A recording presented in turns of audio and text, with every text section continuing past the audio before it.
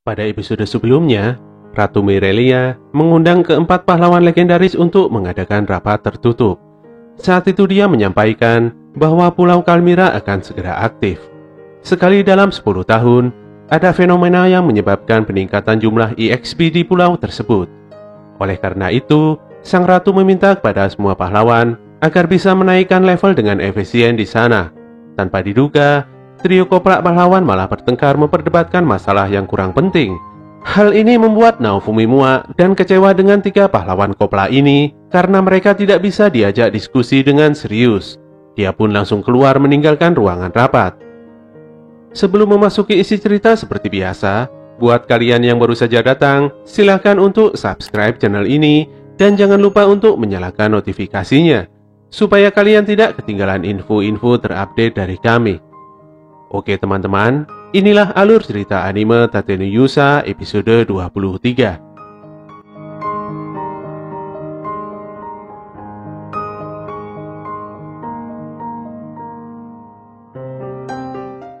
Siang itu, kapal tengah berlayar menuju Pulau Kalmira. Dalam sebuah ruangan di kapal ini, Naofumi dan kelompoknya sedang berkenalan dengan dua orang petualang yang bernama Lockberg dan Teresi Alexandrai. Dengan santainya Naofumi menjawab sapaan mereka, tapi tidak dengan Raptalia. Raptalia sepertinya tidak paham dengan perkataan Lark dan Teresi. Saat itu Lark meminta Teresi untuk menggunakan teknik tertentu sehingga mereka bisa dengan mudah berkomunikasi dengan Raptalia. Setelah menggunakan teknik ini, Raptalia baru bisa memahami bahasa dari Lark dan Teresi. Naofumi menyadari, berkat kekuatan dari perisainya, dia bisa menerjemahkan bahasa lawan bicaranya secara langsung. Saat memperkenalkan diri, Naofumi ditertawakan oleh Lark dan Teresi. Mereka mengira Naofumi menggunakan nama palsu pahlawan perisai. Dengan kesal Naofumi menjawab bahwa dia memanglah pahlawan perisai itu sendiri. Lark masih menertawakannya, tapi dia kemudian menjelaskan bahwa pahlawan perisai adalah seorang kriminal kelas kakap. Pahlawan ini dikenal karena telah berulang kali merampok, mengancam dan menyandra. Parahnya lagi dia menggoda pejabat tinggi kerajaan hingga disebut sebagai iblis yang kejam. Anehnya, Naofumi tidak mengelak atas semua tuduhan itu. Lark percaya bahwa Naofumi bukanlah iblis sekecil itu. Dia menawari Naofumi dan kawan-kawan untuk menaikkan level bersama-sama karena semakin banyak orang maka akan semakin efektif. Saat itu Naofumi dipanggil oleh kru kapal untuk berkumpul dengan pahlawan lainnya. Saat sampai di geladak kapal, terlihat trio koprak nampak sedang mabuk laut. Mereka kaget melihat Naofumi masih baik-baik saja. Sebenarnya Naofumi ingin menjelaskan tentang fungsi penting dari masing-masing senjata legendaris. Tapi sayangnya trio koprak tidak bisa mendengarkan semua penjelasannya karena mereka benar-benar sedang kesakitan. Lark dan Teresi mendatangi Naofumi. Teresi mengetahui bahwa Naofumi pandai membuat kerajinan dari batu. Dia ingin dibuatkan sebuah aksesoris oleh Naofumi. Tentunya Teresi akan memberikan biaya atas jasa pembuatan aksesoris batu tersebut. Teresi pun memberikan material batu berwarna merah yang sangat bagus. Walaupun agak lama membuatnya, Naofumi menyanggupi permintaan Teresi ini. Akhirnya kapal mereka telah sampai di Pulau Kalmira. Suasana pelabuhan sangat ramai dan panas. Empat pahlawan legendaris ini disambut dengan hangat oleh Habenberg. Habenberg sendiri adalah penanggung jawab dari Pulauan Kalmira ini. Dia datang untuk membantu keempat pahlawan legendaris menuju penginapan. Melihat kondisi trio koprak yang masih mabuk, maka Habenberg terpaksa melayani Naofumi seorang. Kepulauan Kalmira adalah sekumpulan pulau-pulau kecil. Alasan tempat ini menjadi tujuan wisata terkenal adalah karena ada legenda bahwa pahlawan terdahulu berlatih di sini. Di pusat pulau, Naofumi dan kelompoknya didatangi lagi oleh Lark dan Teresi. Kepergian Naofumi dan kelompoknya membuat Lark dan Teresi menganggap Naofumi sangat dingin. Mereka kemudian memberikan penawaran kembali pada Naofumi supaya bisa bergabung untuk naik level bersama-sama. Mereka semua sama-sama baru datang di pulau ini, jadi membentuk party sepertinya adalah pilihan yang tepat. Melihat Lark dan Teresi yang sepertinya sudah terbiasa bertarung, Naofumi pun memutuskan untuk menaikkan level bersama mereka. Sebelum itu, mereka harus segera menaikkan levelnya karena waktu sudah hampir sore. Kelompok Naofumi tidak menyia-nyiakan kesempatan ini. Mereka bertarung dengan monster demi bisa menaikkan levelnya dengan maksimal. Kekuatan pulau ini memang benar-benar luar biasa. hanya dengan mengalahkan monster kecil. Mereka bisa mendapatkan EXP yang lumayan besar. Sepertinya yang dikatakan Ratu benar adanya. Mereka bertiga menghabiskan waktu untuk terus menghajar monster. Tiba-tiba EXP mereka tidak bertambah. Ternyata di sana ada trio koplak dan tentu saja mereka bertengkar berebut lokasi perburuan layaknya seorang bocah. Naofumi langsung memutuskan pindah dari lokasi tersebut. Mereka berpindah ke pulau sebelah dengan menggunakan perahu. Di sana mereka malah bertemu dengan monster yang besar.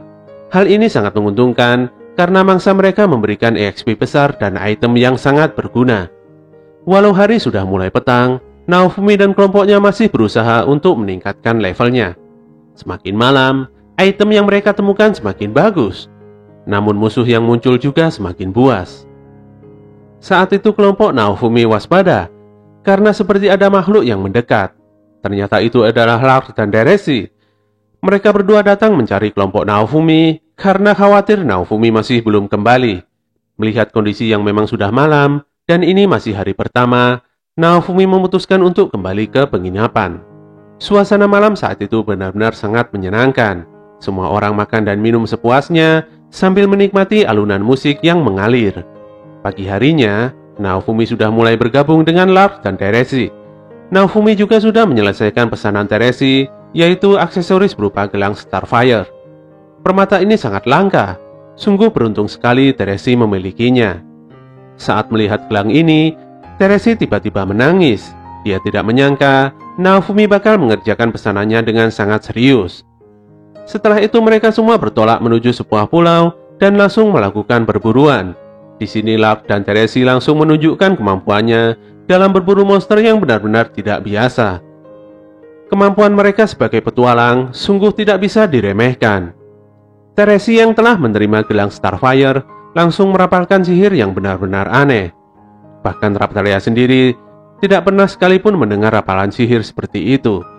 Raptalia benar-benar merasa aneh, tapi dia sadar dan akan terus bertarung bersama dengan yang lainnya. Level mereka semua naik dengan sangat pesat. Semakin tinggi level, maka semakin sulit juga untuk menaikkannya. Saat itu mereka semua memutuskan untuk mengincar satu monster penguin yang sangat besar. Mereka mengatur strategi supaya monster penguin kecil yang mendampingi monster besar ini bisa dihabisi sekaligus. Naofumi pun menjadi umpan untuk mengumpulkan monster kecil-kecil ini. Saat itu Deresi mengeluarkan teknik ledakan batu delimanya. Teknik ini memunculkan kobaran api biru yang sangat besar dan membakar semua yang mengenainya. Untungnya walau Naofumi juga terkena api ini, tapi dia tidak merasa kepanasan atau terkena damage. Bahkan anehnya, kutukan yang ada di dalam dirinya bisa ikutan lenyap. Monster besar yang hanya tinggal satu ini pun menjadi bulan-bulanan Lark, Raptalia, dan Viro. Setelah berhasil mengalahkan monster besar ini, Naofumi berbagi item yang diterimanya dengan Lark dan Deresi. Sore itu, mereka semua telah kembali dari perburuannya. Naofumi dan kelompoknya mengucapkan banyak terima kasih pada Lark dan Deresi.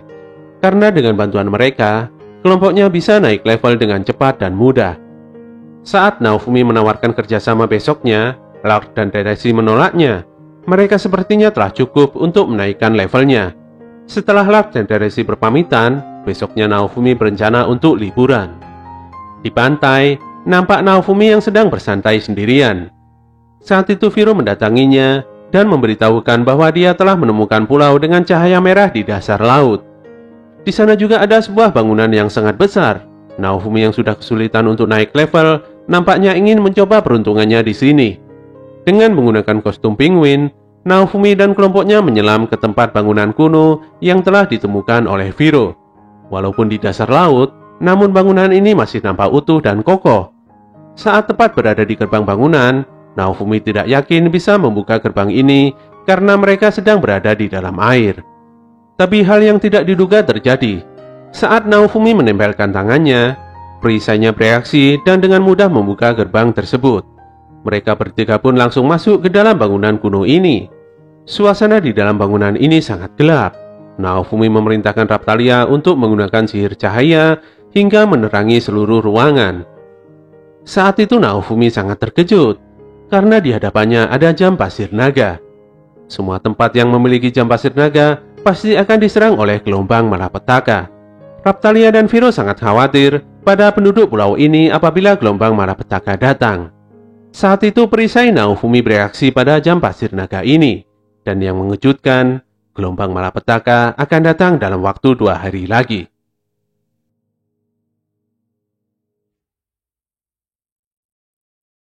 Oke teman-teman, itulah akhir cerita dari anime Tate no Yusa episode 23. Semoga kalian semuanya suka dan tidak bosan untuk terus mengikuti ceritanya. Bantu kami untuk terus mengembangkan channel ini dengan klik tombol like, komen, dan subscribe. Apabila info dari channel ini bermanfaat, silahkan kalian bagikan kepada teman-teman kalian. Tetap semangat dan sampai jumpa di konten kami selanjutnya.